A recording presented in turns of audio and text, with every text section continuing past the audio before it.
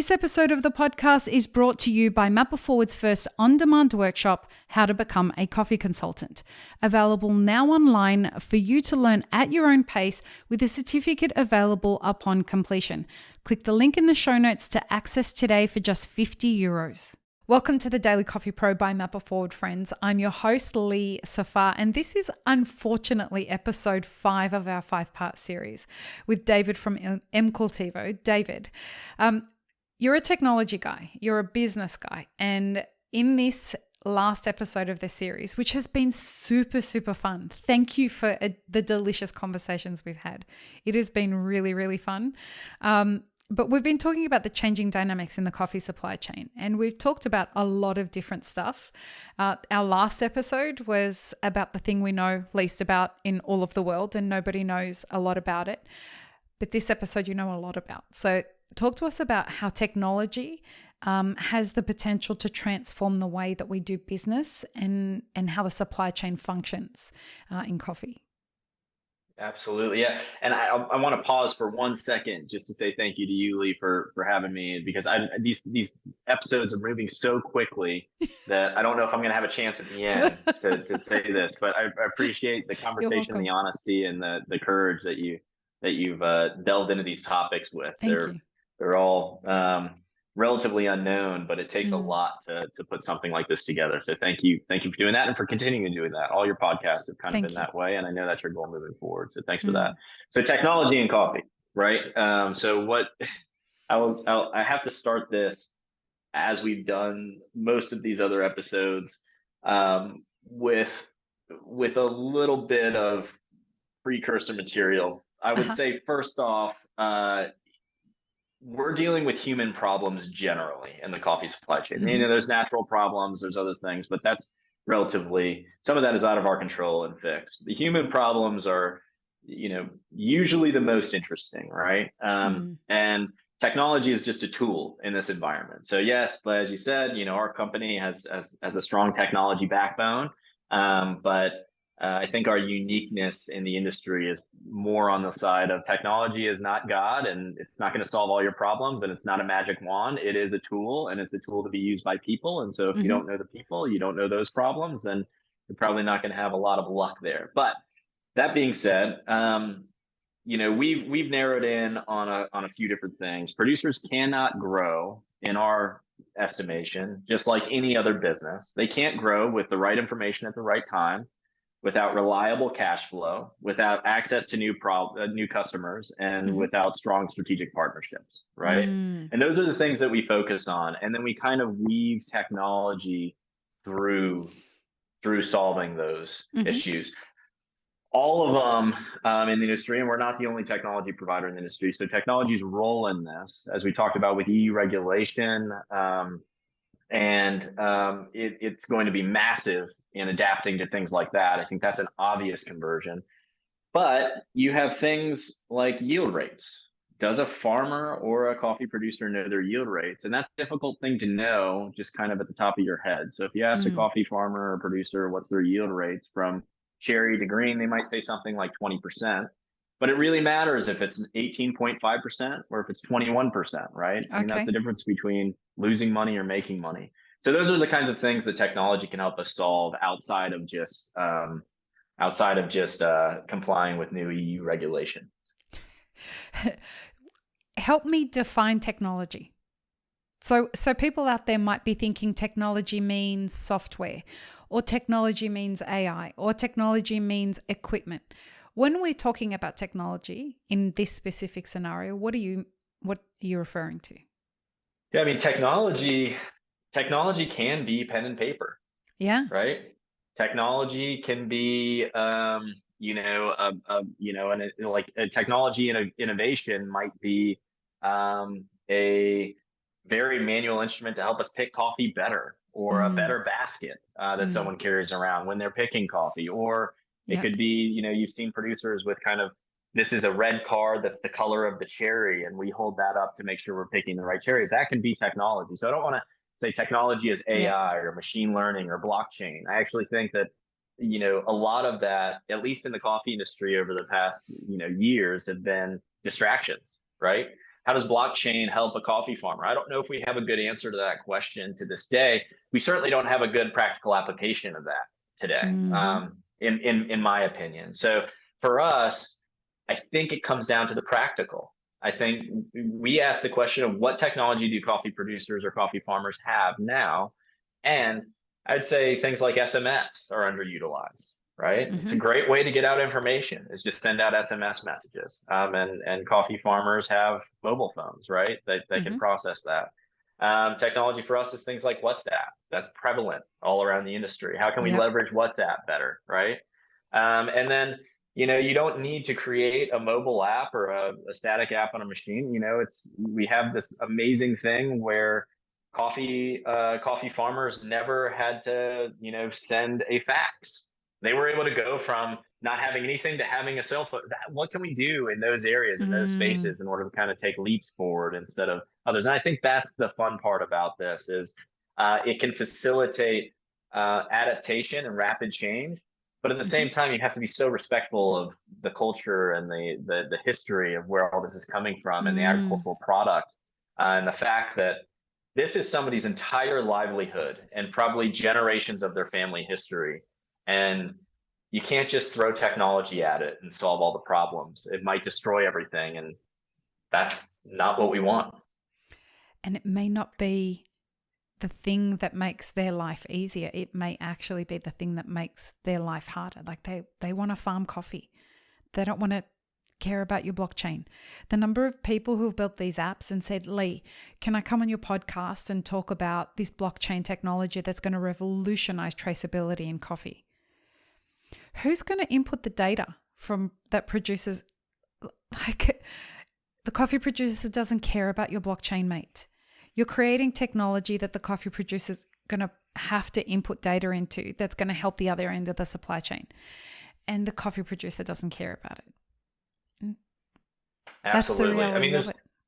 once you kind of get on the ground and you start thinking in those kinds of contexts of who's going to input the data, who is the user, how are they doing things currently, and not dismissing it as in, oh, well, the way they're doing it currently must be horrible, it must be awful. And you actually say, well, there might be a lot of good insights there that we should learn from. Yeah. We ended up with some really surprising things. Corruption was one, right? We Tell found me that more. a lot of corruption, and we're talking about cash leaking out in the supply chain, Yeah. right? So I pay Lee, $100 to go buy coffee cherry for the day, Okay. and somehow, $30 disappears. Mm. Only $70 makes it to the coffee farmers that they're buying cherry from. That's more of what we're talking about, and that happens sort of throughout all these coffee supply chains everywhere. We started finding that that was actually either out of kind of laziness or miscalculation and not active malice. And so if you had better tools in place to track the cash changing hands of these transactions, you started to have less corruption and less leakage in the Mm. supply chain. And so I think some of these big issues we can start to kind of have these conversations and solve them. But it starts with, like you said, what are they doing currently, and how do we build something that actually makes it far easier for them to do their job Mm-hmm. than just another difficult thing or addition or tax on their business, right? And Mm-hmm. so I think we need to think in terms of that. How do we make things 10 times easier? Right? I mean, that is a crazy thought, but that's the way it should be. And I don't know if blockchain makes things 10 times easier, right? I don't think many people in the industry really care about what blockchain is or how it's going to work. And the distance from where people's understanding is about blockchain to where that needs to be for blockchain to be effective in solving problems, I think we're far too far out. I think we need to start at spreadsheets. Yes, absolutely. Basic, it really is. It's Yes. basic data entry. And how do we make that as easy as Yeah. possible to do? And that is not a fun, exciting problem for, a Stanford master's level No. computer science degree to solve. That's just not, it's not in that realm. These are, broadly speaking, in coffee, we're talking about solved technology problems. These problems have been solved for decades.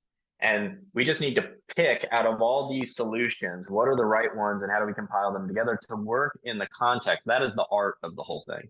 How do Yeah. we make it work in a low connectivity area in a very rural environment with folks with lower digital literacy than the global, than global Global average. population, Yeah.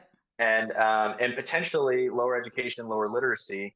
And how do we make tools that are really intuitive and easy to use with equipment, mobile devices, whatever it may be, that's already there and already in place? To Mm, me, that's a really exciting challenge. mm. And but again, I don't think that's a very exciting one for someone who's coming out of university and trying to change the world with AI. I don't think it's there. Right. Except you look at the problems that we need to solve, like the labor shortage happening. I mean, this is a problem that technology is most likely going to have to be involved in some way. But it's one of those problems that if we solve it, we don't just solve it for our industry, we solve it for almost every ag industry that exists at these origin countries. Yes, we have an opportunity here in coffee, because of the nature of coffee and how much investment goes into it and Mm, how much interest goes into it, because it is an exciting agricultural product and industry to be involved in. And there are some great stories. But as a result of that, we do have more opportunity than, say, palm oil might. And I'm not picking on anything in right. particular, Yeah. but a lot of the lessons we learn in trying to connect small coffee farmers and small to medium-sized coffee producers to the global market and shorten those supply chains and get better access to finance and better access to markets and better access to resources and information and all of that. If you can solve that there, then there is no reason why that couldn't extend in other industries, in the right context. So I agree with you. I think it's exciting and we have a lot to do, but we also sort of need to carry that mantle and steward that well, Mm, because we I feel that coffee can be on the forefront of these things and we need to lead that. And if we don't, then it's not just us. It's not just the coffee industry that suffers. It could potentially be all these others. yeah. If you had to pick the problem that technology has to solve in coffee, what is it? I think it needs to. I think ultimately, coffee producers need to get better information in a more timely manner, so they Okay. can make better decisions about their businesses. And that's gonna. I know that's broad, but that can be pricing information. That can be information about their operations. Weather. They need whether they need to be able to adapt. They need to be able to control the variables that are under their control, and they need Mm, to be aware of the variables that are not under their control, so they can better manage their risk as an operation. And right now, it's a complete black box, and generally, especially small farmers are operating on rumors, right? My neighbor planted this tree, or somebody said this, and so that's why I did this. And it's just not a good way to make decisions. You're running a globally competitive business, and that's how farmers need to start thinking. And in order to do that, you need daily, maybe up to the minute insights on how to move mm. that business forward. David, this has been an absolute pleasure. This has just been a really fun exploration of a whole bunch of stuff that I didn't understand. So thank you for breaking my brain, and thank you for like jacking up the curiosity that I have about these subjects. And before we go, could you tell people where they can find all of the great stuff that you guys are doing at M-Cultivo? Absolutely. So mcultivo.com. Mm-hmm. And you'll post it in the show notes, I'm sure. For sure. All the links will be there. So I won't take time to spell it out. So whether you're a coffee buyer or a coffee producer, coffee buyers, they can find all our auctions on our website at mcultivo.com. And Yep. coffee producers, please reach out. I mean, even if you don't need a technology solution, we're always happy to engage in conversations, and kind of our goal is more of a community approach. And so we'd love to just hear from you, and all our information is on our website for you as well. And it's a great website. I really enjoy your website. I don't know who designed it, but it's fun. It's just a fun website. So go check it out, folks. The show notes will have the links. Again, thank you, David. This has been really great. I hope you come back again and again and again, and we can explore more fun things that I don't understand anything about. So thanks. I would love that. Yeah, I would love that. Would you do us the honor of signing us off? Yes, I can. So I think, so it's peace, love, and peanut butter. Yeah. Everybody. Thank you. Bye, Thank you everyone. so much, Lee. You're welcome, mate. Bye, everyone. Thanks for tuning in, friends. There are 2 ways you can support this podcast. Firstly, become a paid member of our YouTube channel. Secondly, you can join our Patreon for as little as $3 a month. Don't forget to subscribe and like this video before you leave, and check the show notes for more information. Now, this is what you should check out next.